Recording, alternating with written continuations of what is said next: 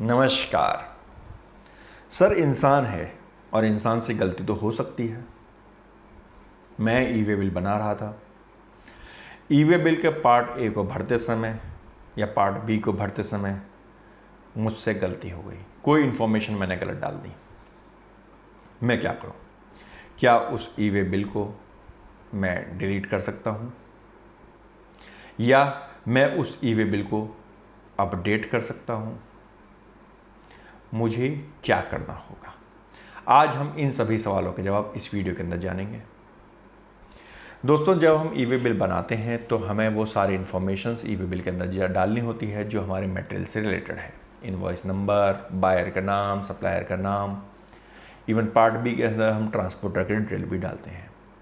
अब सर कई बार गलती हो सकती है। हमने ई वे बिल बनाते समय कुछ गलत फिगर डाल दी, गलत डेट डाल दी, इनवॉइस नंबर गलती से डाल दिया या ट्रांसपोर्टर की डिटेल गलती से डाल दी, तो क्या होगा?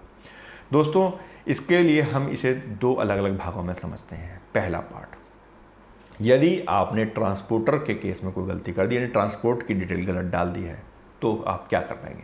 तो दोस्तों, वहाँ पर आपको घबराने की ज़रूरत नहीं है। जो आपका ई वे बिल है, आप उसी ई वे बिल को अपडेट कर सकते हो। जी हाँ, पार्ट बी को आप अपडेट कर सकते हो। इसके ऊपर हमने एक सेपरेट वीडियो भी बनाई है जिसमें हमने आपको बताया था कि आप जो पार्ट बी है, ट्रांसपोर्टर की डिटेल है, उसे आप मल्टीपल टाइम्स आप अपडेट कर सकते हैं।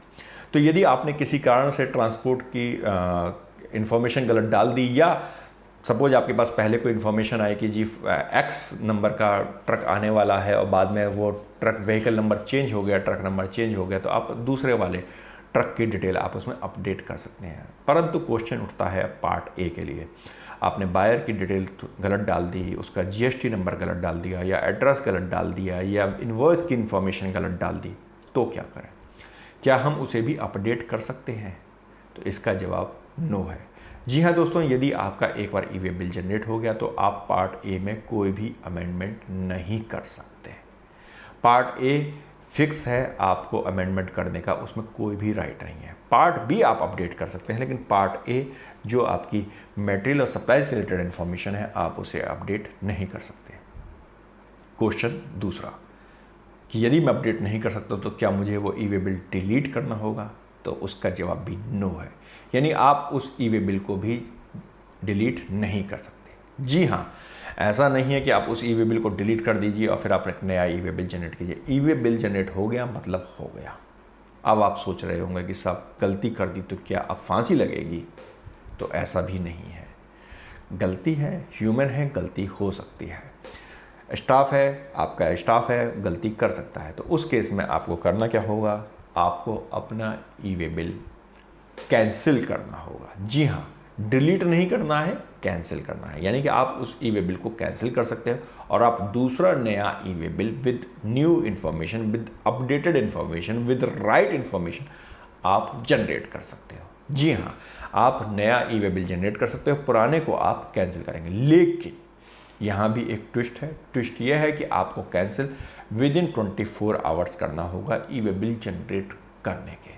यानी कि ई वे बिल जनरेट करने के 24 घंटे के अंदर अंदर आपको अपना ई वे बिल कैंसिल करना होगा यदि आपके ई वे बिल में कुछ गलत इन्फॉर्मेशन चली गई है।